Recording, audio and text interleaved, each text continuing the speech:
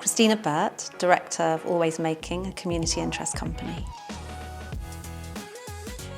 We've been piloting a new project, working with a company of deaf actors in Ethiopia, and we've been interacting with them live over the internet on Zoom.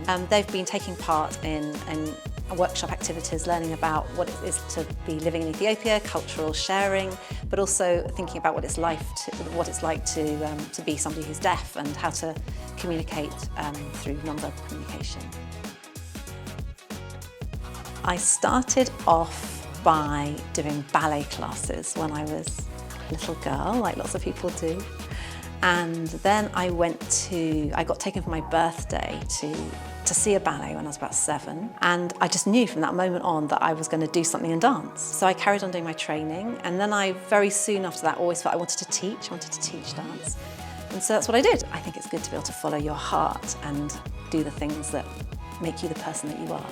So that's what I did. I became a dance teacher. I taught for a bit in lots of different schools. And then I thought, I don't want to be doing this for the rest of my life.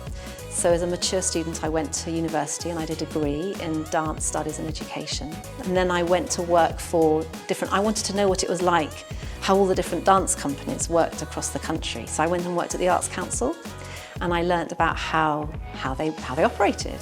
And I learned so much, I found it really inspiring. And then after that, I went to work for some of those companies.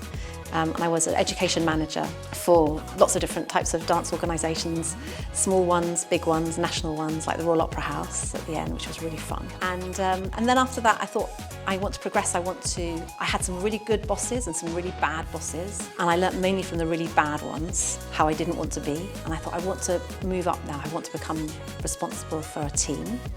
And I want to do it really well. So I did an MA in cultural leadership. And then after that, I got a job as Director of Learning for an arts organisation. And then I became Director for a national organisation, a national project working in schools and education and the arts. And then after that, I decided I want to do all the same things that I love doing, but for myself. So then I set up my community interest company about 10 years ago. And I'm still doing all those things now.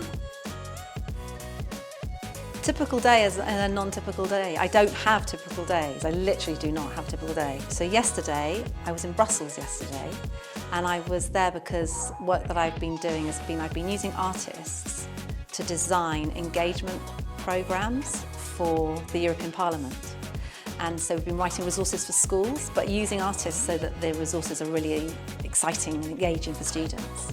So I was in Brussels to do with that yesterday. Today I'm here in this amazing, wonderful school, piloting this project. And tomorrow I'll be working from home, catching up with emails and lots of admin and all sorts of things like that. That it connects with the core of who I am and what I love. I think for me, dance for me just lit something else up inside me, a new thing. I hate using the word because it seems so corny, but magic. It's spiritual, I suppose. It was like a core part of me that made life really meaningful. And I think that all of the work that I do hopes that it will provide that possibility for as many other young people to find that magic for themselves, whatever it is and in whatever way.